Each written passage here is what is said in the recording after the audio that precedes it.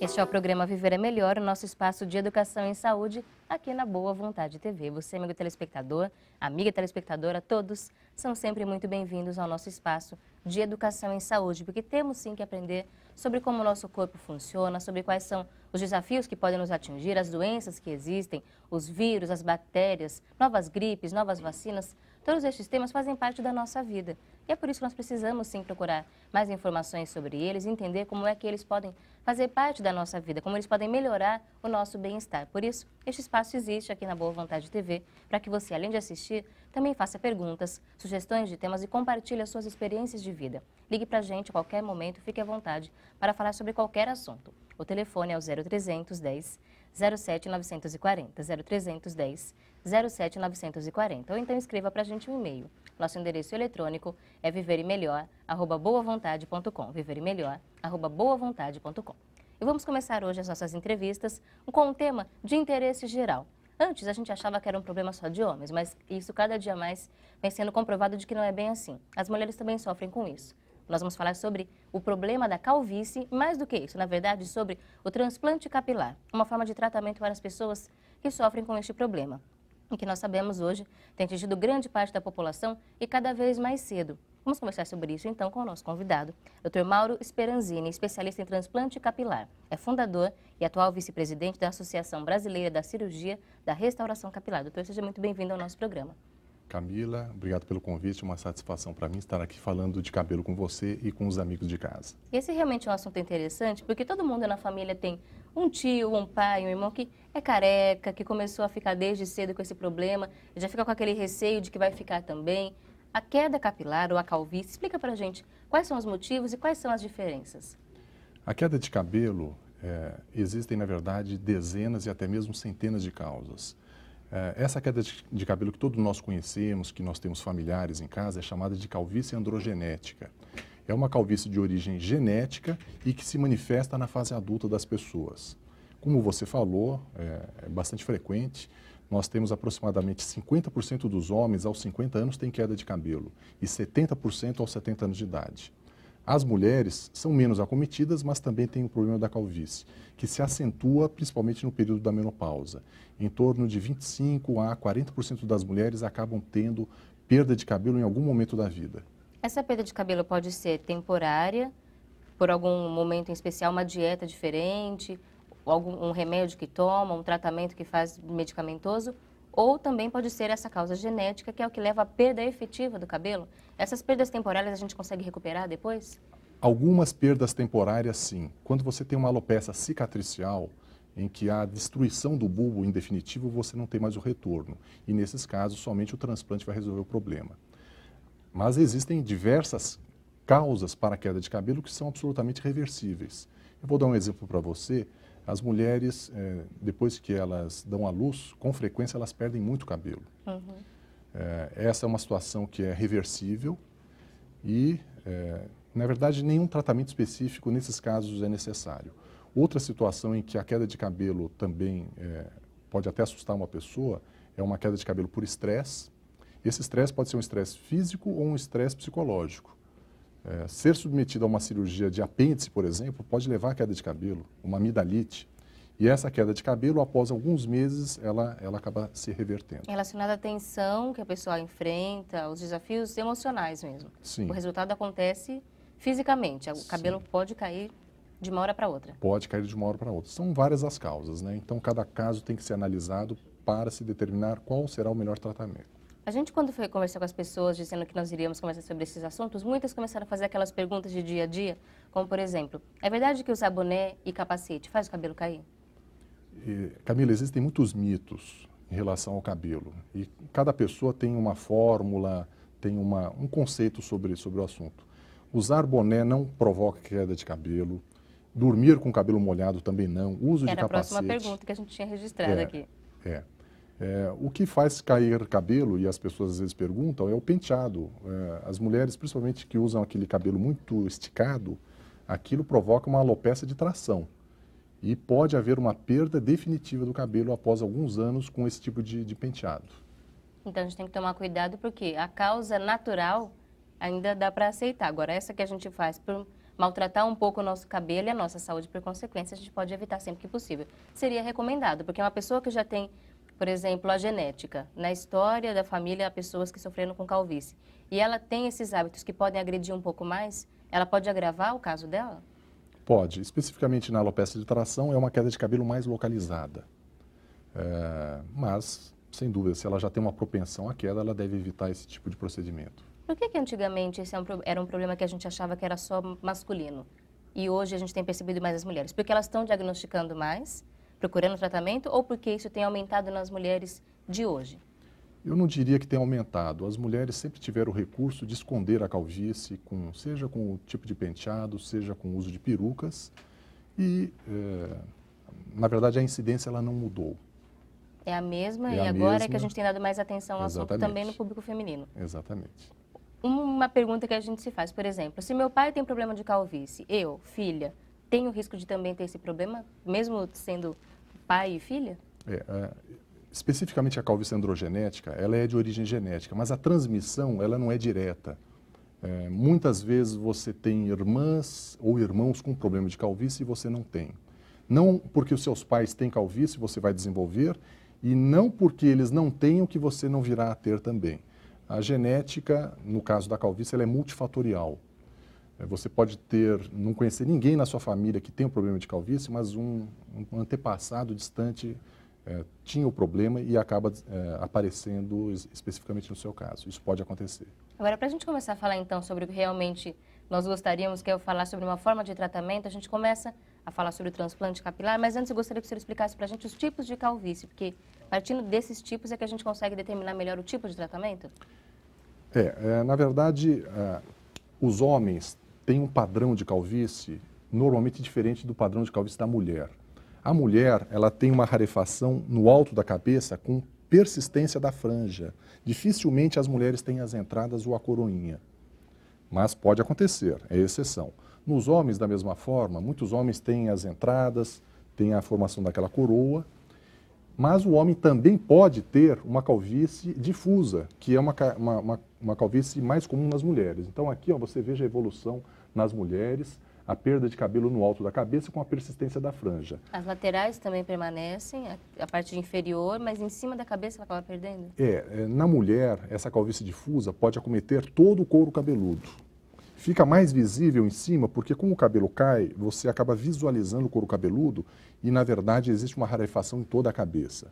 Nos homens, a situação mais comum é a perda de cabelo nas entradas, evoluindo com a perda de cabelo na coroa, podendo chegar, nos casos mais avançados, a uma perda de todo o cabelo no alto da cabeça. Quanto mais jovem é a pessoa e ela está perdendo cabelo, maior vai ser a sua calvície. Quem começa a perder cabelo com 18, 20 anos, com 30, 35, ela está calva.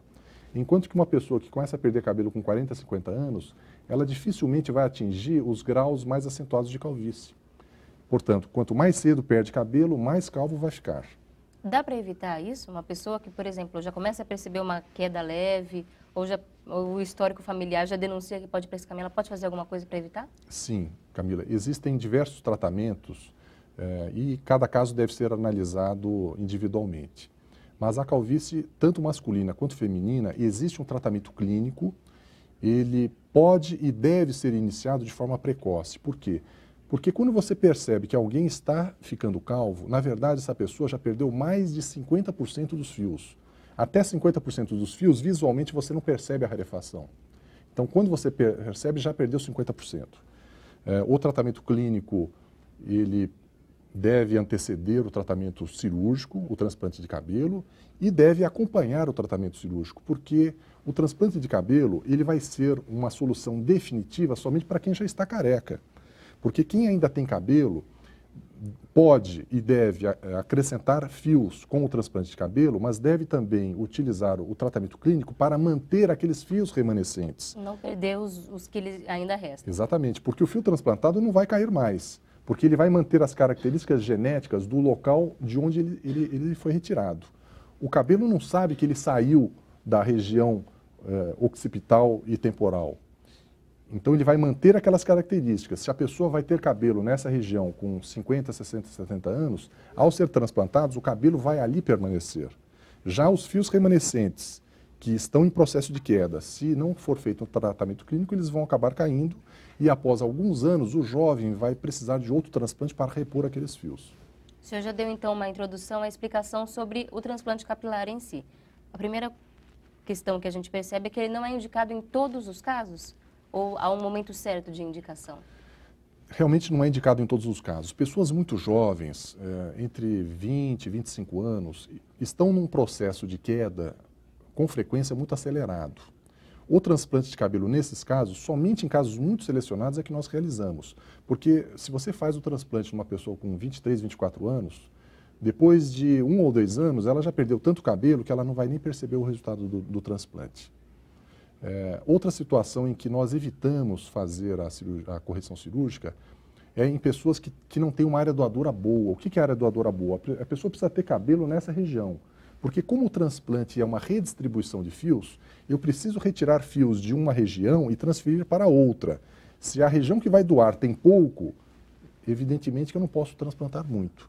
Então, como pré-requisito é ter uma quantidade de cabelos boa nesta região. E o transplante é feito da pessoa para ela mesma, a gente não pega de outra pessoa, como a gente pensa no transplante de órgãos, por exemplo, que vem de um doador. O cabelo vem do mesmo paciente. Tem que ser da mesma pessoa. Por quê? Porque se você transferir cabelo de uma pessoa para outra, você está fazendo um transplante de órgãos. Só que no transplante de órgãos é necessário não só um estudo de compatibilidade, como também o uso de drogas imunossupressoras, que são drogas caras, são drogas que têm muitos efeitos colaterais e que não se justifica para uma cirurgia estética.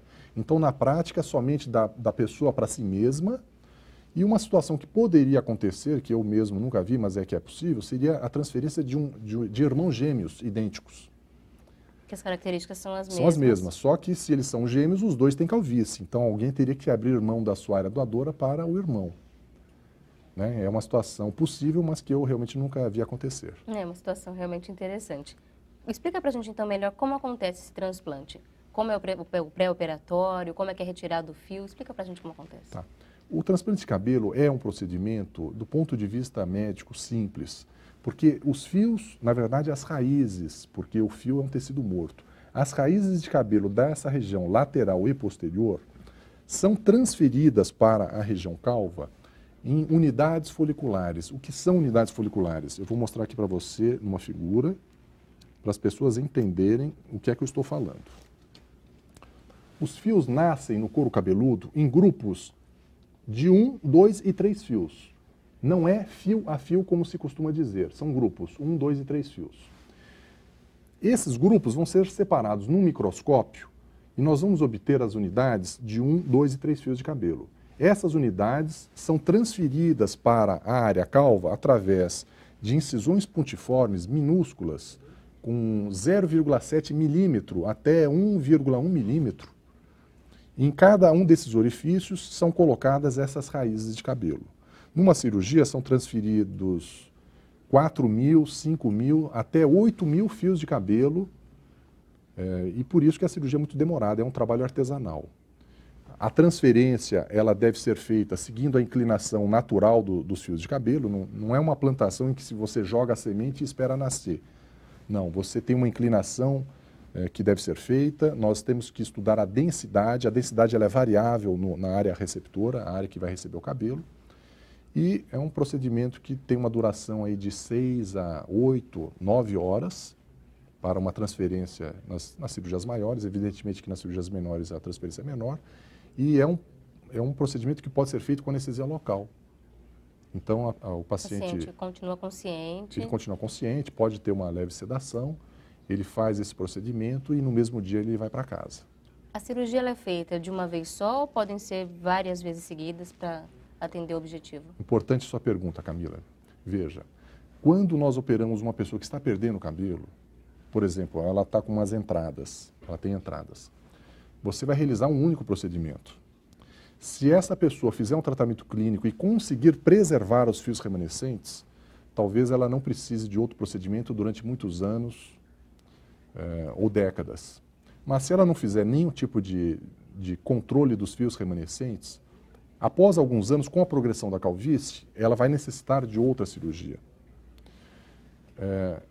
Diferentemente, uma pessoa que já está completamente calva, os fios transplantados vão dar um determinado aspecto e não haverá grandes mudanças no aspecto dessa pessoa no decorrer dos anos, porque ela já perdeu os fios de cabelo. Então, ela pode, num único procedimento, já ter um bom resultado. O resultado é estável. É estável. Ele não vai se alterar como naquele que ainda tem a queda de cabelo acontecendo. E a quantidade mínima de aplicações, como o senhor falava, que vai de 4 a 8 mil, há uma quantidade mínima para se ter um bom resultado ou isso pode variar se for uma região pequena ou do resultado que o paciente espera? Esse número ele varia muito, porque cada pessoa tem fios de cabelo de espessuras diferentes. Quando nós falamos de 4 mil fios de cabelo grosso, isso é bastante cabelo. Mas 4 mil de cabelo fino, isso representa muito pouco. Então, isso depende das características. Existem outras coisas que tornam o transplante com um resultado um pouco mais cheio ou menos cheio. Então, você tem a espessura do fio de cabelo, você tem o contraste entre a cor do cabelo e a cor da pele. Se o cabelo é escuro e a pele é escura, um número menor de fios dá um resultado melhor do que se há um contraste grande, cabelo escuro e pele branca. Se o cabelo é crespo, ondulado, você também tem um enchimento maior. Pelo próprio volume do cabelo, ele acaba... O volume acaba sendo maior. Então, existem algumas variantes que vão tornar o resultado um pouco mais cheio ou um pouco menos. A gente vai agora para o intervalo e no próximo bloco a gente vai saber mais um pouco sobre esse procedimento, como é o pós-operatório, quais são os cuidados necessários, por exemplo, depois disso, se há alguma proibição, se há algum cuidado em especial para manter esses fios e também, é claro, se ele pode ser aplicado às mulheres que também estão interessadas neste assunto aqui no programa Viver é Melhor. A gente vai agora para o intervalo, mas abre, é claro, o espaço para que você possa ligar e mandar as suas perguntas. 0310 07 940, 0310 07 940. A gente volta já.